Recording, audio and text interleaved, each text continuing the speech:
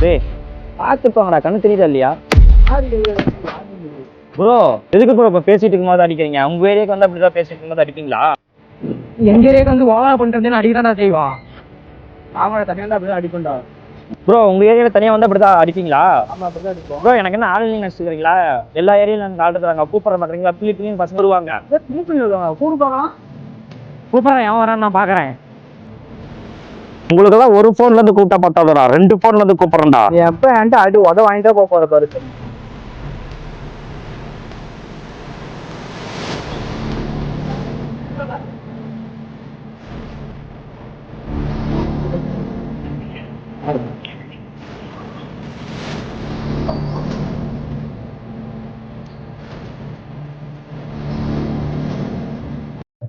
அவன் என்ன சொல்ல முடியும், ஆளை பற்றி சொன்னான். நம்ம ஏரியா ஆல்ரெடி பண்ணிட்டாமாப்ல. பார்த்தீங்களா, வெறும் 5 நிமிஷத்துலேயே 3 பேர்த்த இறக்குனேன், 2 ஃபோனை வச்சு. அடுத்த 10 நிமிஷத்தில் 30 பேர்த்த கூட இறக்குவேன். ஒழுக்க முடியாது, போயிருங்க. தௌலத் இந்த ஏரியா வகையில் பண்ணிட்டு இருக்கிறத பார்த்தீங்கன்னா அப்புறம் அவ்வளோதான். ப்ரோ சாரி ப்ரோ, இப்போ என்ன ப்ரோ பண்ணுறது?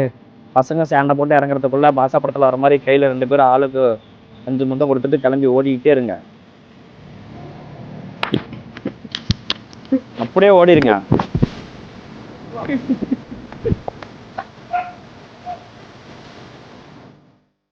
ப்ரோ ஒரு ஆள் தான் இருக்கிறீங்க, 3 ரேபிடோ புக் பண்ணிக்கிறீங்க.